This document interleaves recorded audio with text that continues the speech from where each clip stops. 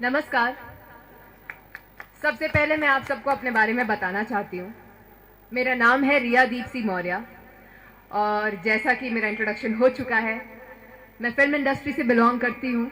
मैंने काफ़ी सारे टेलीविज़न शोज़ किए हैं, अगर आपने देखे हो, जैसे कि महाभारत जो स्टार प्लस में आया था, उसमें मैंने गांधारी का किरदार निभाया था। मेरे करियर की शुरुआत ही वहाँ से हुई थी। फिर धीरे धीरे मैंने रज़िया सुल्तान किया, महाराणा प्रताप किया, एक शो आता था एनटीवी पे बेगूसराय, और अभी मेरा जो लास्ट शो था वो सोनी चैनल पे आता था पोरस। उसमें मैंने एक पर्शियन प्रिंसेस का किरदार निभाया था। उसके साथ साथ मैंने एक फिल्म भी करी है जिसका नाम है भागते रहो, और काफ़ी सारे एड्स भी किए हैं। इन सब के साथ साथ मैं एक थिएटर आर्टिस्ट भी हूँ। एकजुट थिएटर ग्रुप के साथ जो नादिरा जहीर बब्बर जी चलाती हैं, मैंने बॉम्बे में कम से कम 7 साल उनके साथ काम किया है। अब सबसे पहले मैं आप सबको धम्म विजय दिवस पर्व की शुभकामनाएं देना चाहती हूँ। मैं सम्राट अशोक क्लब और अशोक मिशन की आभारी हूँ कि उन्होंने मुझे इतने बड़े कार्यक्रम में आमंत्रित किया। खासकर राजेश मौर्य जी का, जिन्होंने मुझे इस सम्मेलन में हिस्सा बनाया। अरुण सिंह और उनके परिवार का भी, जिन्होंने कल से मेरी बहुत सहायता करी, मेरा ध्यान रखा और मुझे इस कार्यक्रम के बारे में इसकी विशेषता बताई। मैं यहाँ आए सभी लोगों का, सभी कार्यकर्ताओं का और सभी अतिथिगण का भी अभिनंदन करती हूँ। आखिरी में मैं अपने भाई ऋषभदीप मौर्य का भी थैंक यू, अपना काम छोड़ के वो मेरे साथ हमारे साथ इस सम्मेलन में आया है, इसके लिए।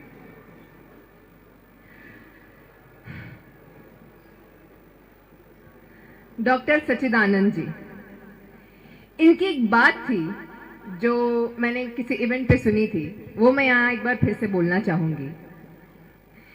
जैसे पोलियो ड्रॉप्स पिलाया जाता है पीढ़ी दर पीढ़ी, वैसे ही राष्ट्र चिन्ह की भावनाओं को भी बताना जरूरी है पीढ़ी दर पीढ़ी।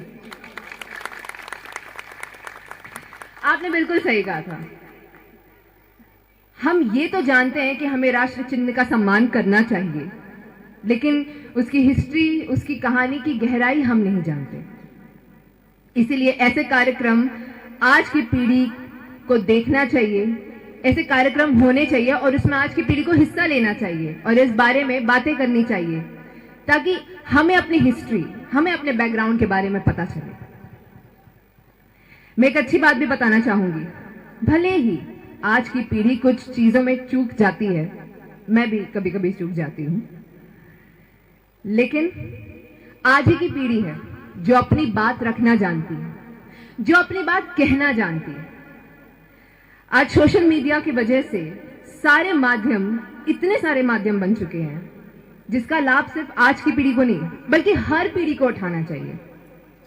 इस माध्यम से हमें बौद्ध धर्म का ज्ञान, उनकी बातें और उनकी शिक्षा को सब में बांटना चाहिए। आपको जान के खुशी होगी कि बुद्धिज्म हमारी फिल्म इंडस्ट्री में बहुत माना जाता है, काफी प्रसिद्ध है। बहुत ऐसे लोग हैं जो बुद्धिज्म प्रैक्टिस करते हैं। मैं खुद 1-2 बार उनके सम्मेलन में गई थी, मुझे काफी अच्छा लगा था। और जैसा कि लोकजंग जी ने कहा कि जब तक मन काबू में नहीं होता तब तक कुछ काबू में नहीं होता, और मन काबू में करने के लिए आपका मन शांत होना बहुत जरूरी है। जब मन और दिमाग शांत हो तो ज्ञान प्राप्त किया भी जा सकता है और ज्ञान बांटा भी जा सकता है। जब जीवन में स्थिरता नहीं होती तो बुद्धिज्म क्या, कोई भी धर्म समझा नहीं जा सकता। इसीलिए मन का शांत होना बहुत जरूरी है। अपने काम की शुरुआत करने से पहले मैं खुद अपने आप को शांत करती हूँ, ताकि फिर मैं जो किरदार निभाना चाहूं वो बखूबी निभा सकूं।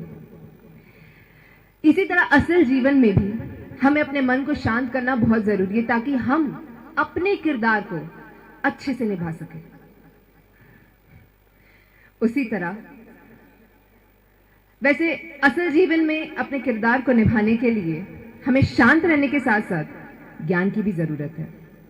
इस समाज में जीने के लिए और अपने कैरेक्टर को अच्छा रखने के लिए ज्ञान बहुत जरूरी है। आप एक्टर हो, सिंगर हो, स्पोर्ट्स पर्सन हो, जो भी फील्ड में हो, शिक्षा सबसे पहले आना चाहिए, क्योंकि एक सभ्य समाज, सभ्य परिवार एक सभ्य और समझदार इंसान से ही बनता है।